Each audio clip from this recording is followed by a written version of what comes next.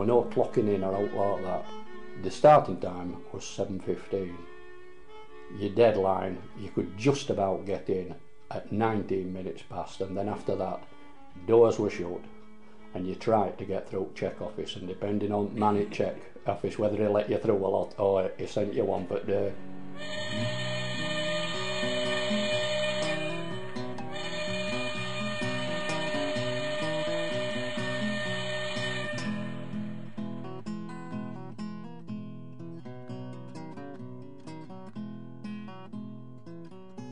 My mentor was a chap called Bill Sharp. He lived up Grange Cottages, and I thought the world of him. I thought he were the bees and E's when it come to running a dot cross loom, looking after a dot cross loom.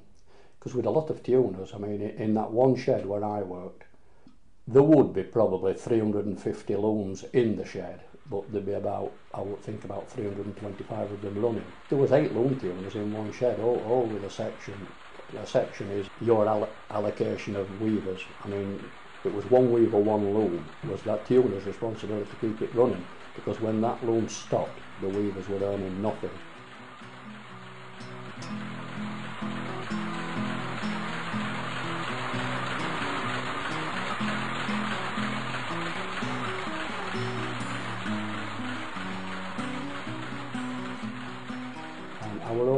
And I was the youngest chain maker, and where all the chains were kept, it was in a room where the rope racers were from the steam engine. It drove all the line shafting to drive all the looms, and it were called back oil, and it were a right dirty place, and there were these massive, they'd be 10-15 foot in diameter, these big wheels going round. It was driven with ropes from the steam engine, and under each pulley there was a round wooden rod, and at one end it pressed a button into the wall, and this end it was fastened with a spring. And what they were in theory, if these hemp ropes started to unwind, they'd catch the stick and knock it out. Instead of having a disaster, there'd be an early warning system, and it would ring a bell in engine house, where engine tender was sat on his arse. Had to get some of these chains out, and they hadn't been used for a long time, and with some long ones to make, so I went under, and I was terrified because it was about 3 foot headroom, and I'd gone under there. These things are going around like they're clappers, and they're going that fast, the wind coming off them, and it was quite terrifying. And as I got these, they were very heavy to lift, and I'm going up like this, and knocks this stick out with my head. Well, absolute panic. I just didn't know what to do. I dropped this damn chain. I shot out at back hall door, and I ran all the way on bottom side at bottom shed, and then there were a flight of stone steps up into the new top, and I was still going at 60 mile an hour up these steps, and I ran all through new top. That were another section of looms, and there were a little weaving shed called Rabbit Oil. Now it were half into earth, it were into a banking, but it wasn't used. But there were 16 looms in, and it was all damp and horrible in there. Nobody was in there, but door were left open. And I went and hid in there. Well, in a bit, I could hear looms going boom, boom, boom, boom, going slower. Then there's all this shouting and bawling.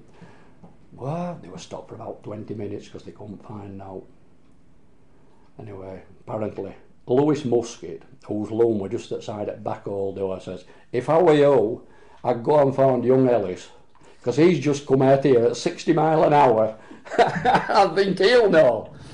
Well, chap that looked after old belts were called Strap Alf. He lived up Bin Road, and he were a cockney. Come here, you little git, he says to me. Poof! Next time you do that, come down the engine house, he says. Tell us, all that production lost.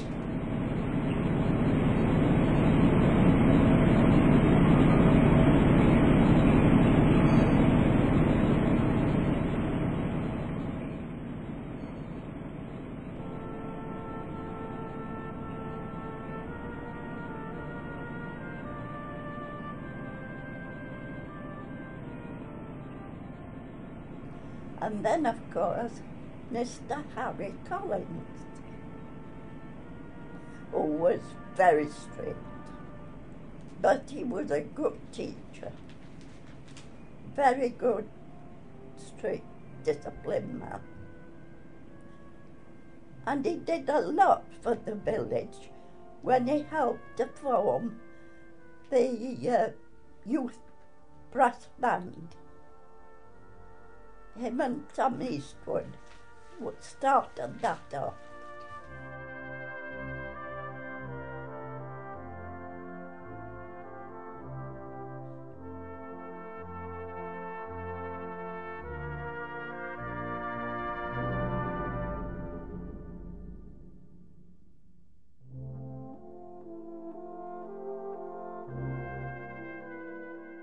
Marsden Boys Band was the former leader of junior bands. There was nothing like it anywhere in the country. Mr. Tom Eastwood and Mr. Harry Collins, the headmaster at the council school, raised money in 1931